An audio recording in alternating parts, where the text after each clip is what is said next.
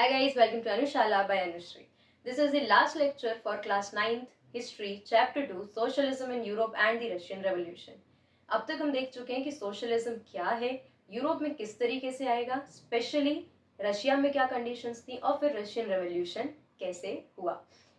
पिछले लेक्चर तक हम ये देख चुके हैं कि लेनिन जो है वो दोबारा आते हैं और सोशलिस्ट गवर्नमेंट फॉर्म कर लेते हैं बोल्शेविक पार्टी से, और फिर किस तरीके से कंडीशंस ऐसी बनती हैं कि लेनिन खुद भी एक थोड़ी सी कहीं ना कहीं उनमें भी एक ऑटोक्रेसी आती है, राइट। लेनिन का जो रूल चलता है, क्योंकि उनको बाकी लोग चैलेंज नहीं कर पाते, तो लेनिन का रूल चलते रहता है जब तक लेनिन की डेथ नहीं होती। जैसे ही लेनिन की डेथ होती है उसके बाद फिर से एक पॉलिटिकल वैक्यूम बनेगा, एक लीडरशिप वैक्यूम बनेगा वहां पर, और फिर उनके बाद कौन आएगा? स्टेलिन।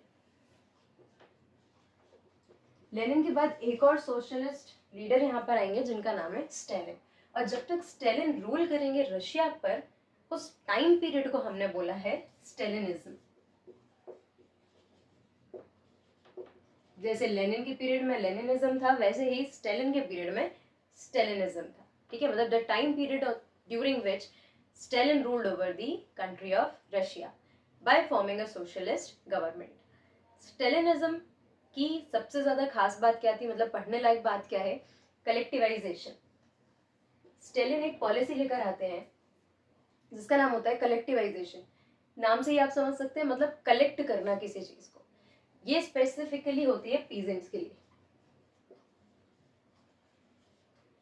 जो पीजेंट्स लेनिन के समय जिनको नोबिलिटी के लैंड को सीज कर उस पर कल्टीवेट करने के राइट्स मिल जाते हैं, उन्हीं पीजेंट्स के लिए स्टेलिन लेकर आते हैं कलेक्टिवाइजेशन की कंसेप्ट।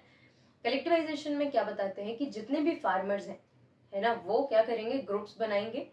कुछ फार्मर्स ग्रुप बनाएंगे और फिर ग्रुप्स में जितनी भी उनकी जमीन है प्लस जितना भी उनके पास कैपिटल है, जो भी रिसोर्सेज हैं जिससे वो कल्टीवेट कर रहे हैं, उन सबको एक साथ लाएं, सारे रिसोर्सेज को एक साथ पूल करें, फिर उसके बाद उनमें कल्टीवेट किया जाए और फिर जो कुछ भी प्रॉफिट जनरेट होता है उसको आपस में डिवाइड कर लिया जाए। मतलब हर इंडिविजुअल फार्मर, हर इंडिविजुअल पीजेंट्स अलग अलग जमीन पर खेती करने की जगह क्या करे? पूरी जमीन को इकट्ठा एक साथ लेकर आए, रिसोर्सेज एक साथ लेकर आए और एक बड़े लेवल पर काम करे, ठीक है। अब कलेक्टिवाइजेशन आता है तो कुछ रीजन भी तो होगा ना उसके लिए। ऐसे ही थोड़ा ना कि सारे फार्मर्स अपने रिसोर्सेज साथ लेकर आएंगे। रीजन क्या है? स्टेलिन इसके रीजन ये देते हैं कि जो स्मॉल प्लॉट्स होते हैं, small plots can not be modernised easily. Obviously, है ना। मॉडर्नाइज करने का मतलब क्या है कि हम जब फार्मिंग कर रहे हैं तो क्या हम उसमें मॉडर्न टूल्स का यूज कर पा रहे हैं, क्या हम उसमें मॉडर्न टेक्नोलॉजी का यूज कर पा रहे हैं? यहाँ पर जो छोटे छोटे प्लॉट्स हैं इन सबको अलग अलग मॉडर्नाइज करना कॉस्ट इफेक्टिव नहीं है ना। मतलब कॉस्ट ज्यादा आएगी अगर हम हर प्लॉट को अलग अलग मॉडर्नाइज करने के लिए जाएंगे, और कॉस्ट ज्यादा आएगी तो क्या फार्मर्स या जो पीजेंट्स हैं वो उसको अफोर्ड कर पा रहे हैं? नहीं, ठीक है, क्योंकि पीजेंट्स की भी कंडीशन बहुत अच्छी यहाँ पर नहीं है, इनको अभी अभी जमीन मिली है। दैट इज वाई स्टेलिन बोलते हैं कि छोटे छोटे प्लॉट्स को हम अलग अलग मॉडर्नाइज नहीं कर सकते, तो बेटर है कि फार्मर्स एक साथ लाएं। जब भी अपने रिसोर्सेज को एक साथ लाएंगे तो क्या होगा? इस एक बड़े प्लॉट को मॉडर्नाइज करना आसान होगा। जैसे अगर फार्मर्स को कल्टीवेट करने के लिए ट्रैक्टर्स की जरूरत है, मान लेते हैं, ठीक है, तो क्या हर एक फार्मर अलग अलग ट्रैक्टर अफोर्ड कर पाएगा? नहीं। लेकिन ये चार फार्मर्स मिलकर जब एक जगह पर कल्टीवेट कर रहे हैं तो चारों मिलकर एक ट्रैक्टर तो अफोर्ड कर सकते हैं, है ना। और जब वो ट्रैक्टर इस बड़े प्लॉट को कल्टीवेट करने में मदद करेगा तो उसकी कॉस्ट भी निकलेगी। छोटे छोटे प्लॉट्स तो बिना ट्रैक्टर के भी काम चल सकता है, राइट। इसी तरीके से मॉडर्नाइज करने के लिए इनको एक साथ लाने के लिए स्टेलिन ने कहा। सेकेंड पॉइंट, स्मॉल प्लॉट्स जो है ये एक रीजन है फूड ग्रेन शॉर्टेज का। किस तरीके से? फूड ग्रेन शॉर्टेज बहुत सारे कारण की हो सकती है। मतलब कि आप फूड ग्रेन कल्टीवेट तो कर रहे हो लेकिन हो सकता है कि सॉइल अच्छी ना हो, है ना। मॉडर्नाइजेशन की वजह से आप बहुत इफेक्टिव टूल्स का यूज ना कर पा रहे हो। देन आपके पास रिसोर्सेज की कमी होने के कारण प्रॉपर इरिगेशन नहीं मिल रहा हो, और अलग अलग इंडिविजुअल खेत है तो सबकी बाउंड्रीज बनेगी, सब में कुछ अलग अलग एरियाज निकलेगा, जिसके कारण क्या होगा? एरिया टू बी कल्टीवेटेड कम हो सकता है। दैट इज वाई स्टेलिन में बोलते हैं कि छोटे छोटे प्लॉट्स हैं, इसके कारण फूड ग्रेन शॉर्टेज है। अगर आप सारे रिसोर्सेज को पूल करके एक साथ लेंगे तो ये एक सिंगल प्लॉट ज़्यादा इफेक्टिवली फूड ग्रेन्स को कल्टीवेट करेगा, ठीक है। और फूड ग्रेन शॉर्टेज के कारण क्या हो रहा था, ऑब्वियस सी बात है कि यहाँ पर लोगों की हेल्थ अफेक्ट हो रही थी, बहुत सारे लोगों की डेथ यहाँ पर हो रही थी। देन नेक्स्ट, टू एलिमिनेट दी कुलक्स। कुलक्स का मतलब यहाँ पर क्या है, वेल टू डू पीजेंट्स, मतलब ऐसे पीजेंट्स जिनके पास पहले से ही जमीन ज्यादा है, जिनके पास रिसोर्सेज ज्यादा है, मतलब जो अच्छा खासा अर्न कर ले रहे हैं, जिनको कोई प्रॉब्लम कल्टीवेशन में तो नहीं आ रही है, जैसे कि छोटे पीजेंट्स जो है वो फेस कर रहे हैं। अब क्यों स्टेलिन इनको एलिमिनेट करना चाह रहा था, because they used to hoard the grains.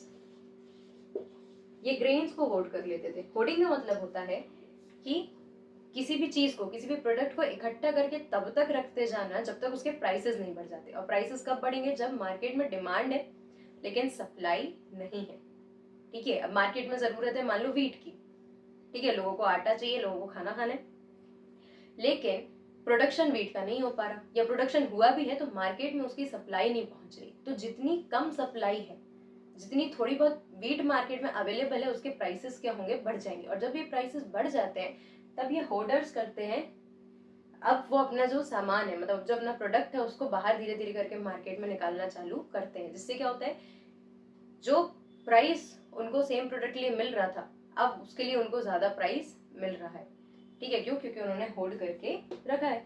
तो कुलक्स क्या कर रहे थे, अच्छा खासा इनके पास कल्टीवेशन होता था लेकिन ये होर्डिंग कर लेते थे, जिसके कारण क्या हो रहा है, जब ये होर्डिंग कर लेंगे तो ये वाले जो छोटे पीसेंट्स हैं इनका सामान बाजार में बिकने में परेशानी होगी। दैट इज वाई यहाँ पर कुलक्स को एलिमिनेट करने के लिए स्टेलिन क्या बोलते हैं कि छोटे छोटे पीजेंट्स जो हैं ये एक साथ लेकर आएंगे तो इनके जो एक सिंगल प्लॉट होगा ये भी कुलक्स के बराबर अर्न कर पाएगा, ठीक है। ये भी लार्ज नंबर में प्रोडक्शन करेगा, जिसके कारण क्या होगा, मार्केट में ये लोग भी सप्लाई कर पाएंगे, और ये लोग भी सप्लाई कर पाएंगे तो कुलक्स होल्ड नहीं कर पाएंगे, तो मार्केट भी ठीक ठाक बना रहेगा। देन स्टेलिन कहीं ना कहीं ये चाहते थे कि स्टेट कंट्रोल्ड फार्म्स भी बनाए जा सके। स्टेट कंट्रोल मतलब जिनको गवर्नमेंट कंट्रोल कर सके। गवर्नमेंट कैसे कंट्रोल करेगी, जब ये सब एक साथ लेकर आएंगे, ये ऑब्वियसली बात है कि गवर्नमेंट की पॉलिसी को फॉलो करके ये लोग एक साथ लेकर आ रहे हैं। कुछ रिसोर्सेज इनको अगर गवर्नमेंट भी देती है तो गवर्नमेंट इनको कंट्रोल करने की कोशिश करेगी, ताकि पीजेंट्स भी अगर एक साथ आ जा रहे हैं तो अपनी मनमानी ना कर सके बहुत ज्यादा। स्टेलिन कलेक्टिवाइजेशन की पॉलिसी लाने के बाद उसको पीजेंट्स के ऊपर इम्पोज कर देते हैं, मतलब कि डेमोक्रेटिक तो काम वहां पर नहीं हो रहा था, सोशलिस्ट तरीके से काम हो रहा था, लेकिन डेमोक्रेटिक तरीके से काम नहीं हो रहा था, है ना। मतलब कि पीजेंट्स जो होते हैं, सारे के सारे पीजेंट्स कलेक्टिवाइजेशन की पॉलिसी से खुश नहीं होते, है ना। उसके बहुत सारे कारण थे, क्योंकि कहीं ना कहीं पीजेंट्स के बीच में भी कन्फ्लिक्ट्स थे, और कन्फ्लिक्ट, जिन लोगों के बीच में कन्फ्लिक्ट है वो एक साथ आकर काम करना चाहें तो उनके आपस की जो क्लैशेस हैं वो ठीक से काम नहीं करने देंगे। इसके कारण वो पीजेंट्स परेशान थे, बहुत सारे लोग कलेक्टिवाइजेशन नहीं करना चाहते थे। साथ में यहाँ पर जब कलेक्टिवाइजेशन की पॉलिसी आती है तो एक बड़ा फेमाइन आता है। फेमाइन का मतलब होता है अकाल, जहाँ पर सूखा पड़ जाता है और फूड ग्रेन्स की बहुत ज्यादा शॉर्टेज होती है। फेमाइन आ जाने के कारण क्या होगा, अब कितने भी रिसोर्सेज को पूल कर लो, अगर क्लाइमेट ही साथ नहीं दे रहा है, ठीक है, तो प्रोडक्शन तो ज्यादा होगा नहीं। तो फेमाइन एक और कारण बन जाता है कि लोग कलेक्टिवाइजेशन को पसंद नहीं करते। देन फेमाइन के कारण बहुत सारे लोगों की डेथ होती है। Why, because of the shortage of food grains. Famine के कारण जो डेथ्स होती है उसके कारण लोग स्टेलिन के कलेक्टिवाइजेशन को क्रिटिसाइज करने लगते हैं।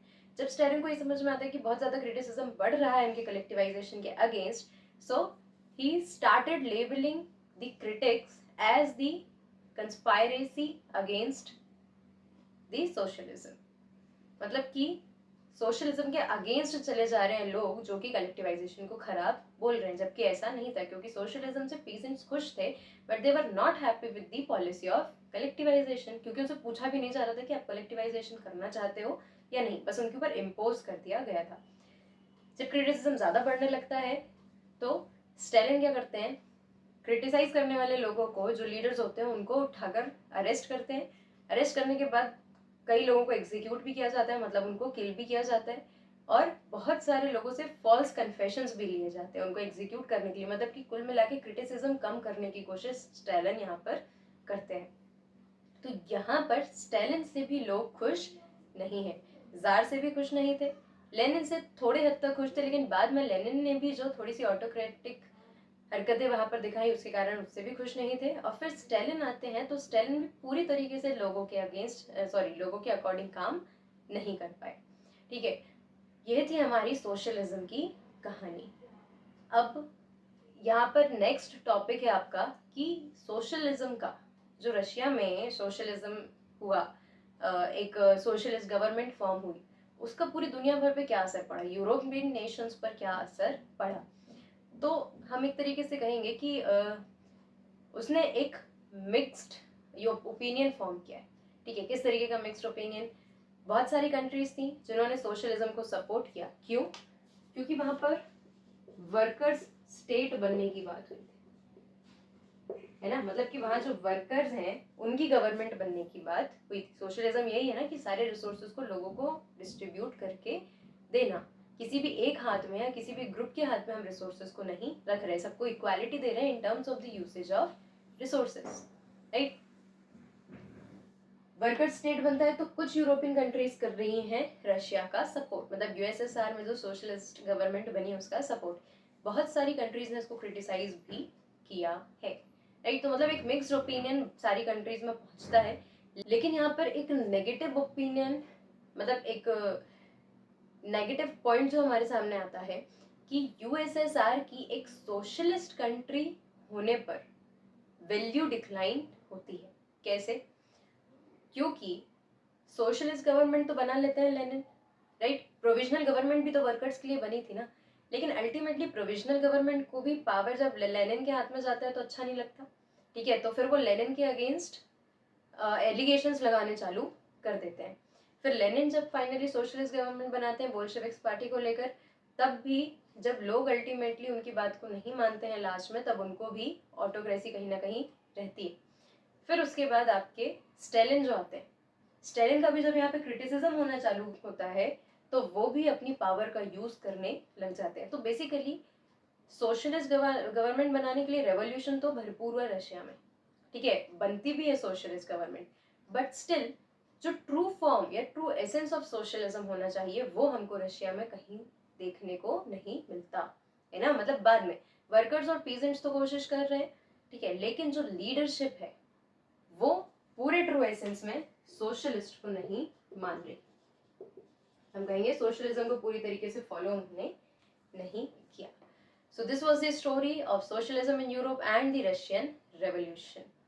आई होप चैप्टर आपको क्लियर होगा, काफी लंबा चैप्टर है, और अगर आप चाहते हैं कि मैं चैप्टर को एक लेक्चर में समराइज कर दूं, मतलब फिर हम इतना डिटेल में नहीं पढ़ेंगे, एक ओवरव्यू लेंगे, एक स्टोरी लाइन बनाएंगे, ताकि चैप्टर एक बार में अगर आप रिवाइज करना चाहते हैं तो आधे घंटे एक घंटे के लेक्चर में आप उसको रिवाइज कर सकें। So if you want me to make that one lecture, do let me know in the comment section, and if you have any doubt regarding all the lectures of this chapter, do ask me in the comment section. Don't forget to like, comment, share and subscribe. And don't forget to like, comment, share and subscribe. Thank you.